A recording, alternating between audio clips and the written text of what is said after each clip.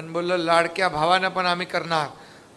देशातलं पहिलं राज्य आहे प्रशिक्षण भत्ता 6,000, 8,000, 10,000 माझ्या पोरांना युवकांना देण्याचा निर्णय आमच्या सरकारने घेतला। आता ते 6 महिन्याची ट्रेनिंग करतील, तिथं त्यांना परमनंट जॉब लागेल। कुठल्या सरकारने केलं होतं सांगा? आतापर्यंतच्या इतिहासामध्ये नाही। महत्त्वाची योजना आपल्याला कल्पना आहे की या ठिकाणी आपल्या तरुणांना रोजगार मिळावा या दृष्टीनं त्यांची एक अप्रेंटिसशिपची योजना आपण सुरू केली आहे की जी आस्थापना त्यांना नोकरी देईल त्याला वर्षभर त्याचा पगार हा आपण राज्य सरकारच्या माध्यमातून 10,000 रुपयापर्यंतचा पगार देणार आहोत। आणि ही जी मुलं एकदा तिथे लागली त्यांनी चांगलं काम केलं तर तिथे परमनंट होतील। लोक रोजगारसाठी अप्लाय करतात त्यावेळेस प्रश्न त्याने असा विचारता की तुमचा एक्सपिरियन्स काय?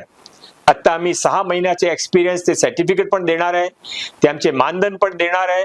आणि आमच्या सर्वांची अशी अपेक्षा आहे की 10 लाख लोकांमध्ये कमीत कमी 50% लोकांना तिथे ज्या आस्थापनामध्ये ते प्रशिक्षण घेत आहे तिथे त्यांना परमनंट रोजगार मिळेल। एक मोठी क्रांती रोजगारच्या क्षेत्रामध्ये या योजनेच्या माध्यमातून महाराष्ट्रामध्ये आता आम्ही सुरू केली आहे। ते आपले सर्वांचे सहायतातून आणि महाराष्ट्राच्या लोकांचे चांगले प्रतिसादातून आणि सर्व जे काही आस्थापना त्यांच्या सहयोगातून हा क्रांती आता सफलताच्या मार्गावर।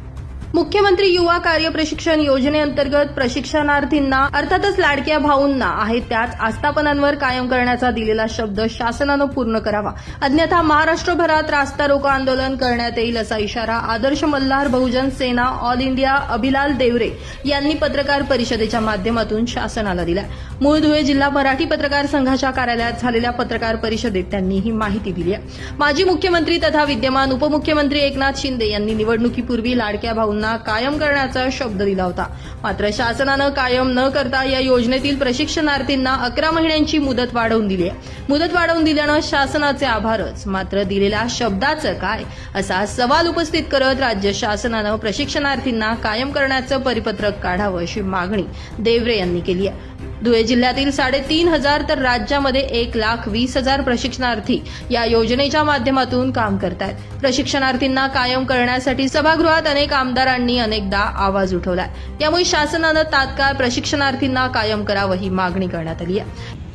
महाराष्ट्रातील तमाम मुख्यमंत्री युवा कार्य प्रशिक्षण योजनेअंतर्गत माझे लाडके भाऊ आणि बहिणींसाठी गेल्या 6 महिन्यापासून प्रशिक्षण चालू होतं।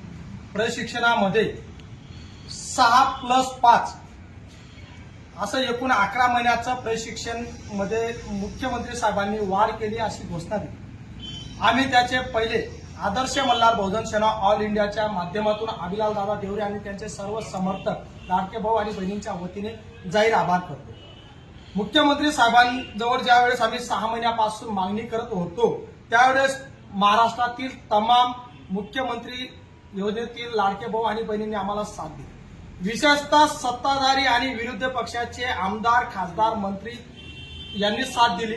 माननीय अजितदादा पवार यांना मी प्रत्यक्षात अभिलाल देवरे समाधानकारक चर्चा केली, त्यांनी दिलेला शब्द त्यांनी खरा ठरवला, त्यांनी आम्हाला 5 महिन्याची मुदत वाढ करून दिली। साहेबांना आमची एकच विनंती आहे, तुम्ही ज्या ठिकाणी आम्हाला आस्थापनावर दिलं त्याच आस्थापनावर आमचं प्रशिक्षण पूर्ण झाल्यानंतर आम्हाला कायम करा। जर शासनाने कायम केलं नाही, आदर्श मल्हार सेनेच्या वतीने संपूर्ण राज्यामध्ये रस्ता रोको आंदोलन केले जातील आणि त्याच्यानंतर जर शासनाने दखल घेतलीच नाही तर अभिलाल देवरे तमाम 1,23,000 प्रशिक्षणार्थ्यांसाठी स्वतः सुट्रेपाडा गावामध्ये आमरण उपोषण करेल असं सर्व पत्रकार बांधवांच्या माध्यमातून विनंती करत आहे। शासनाने वाढवल्याबद्दल त्यांचा जाहीर आभार आणि तुम्ही सुद्धा आमचा संदेश शासनापर्यंत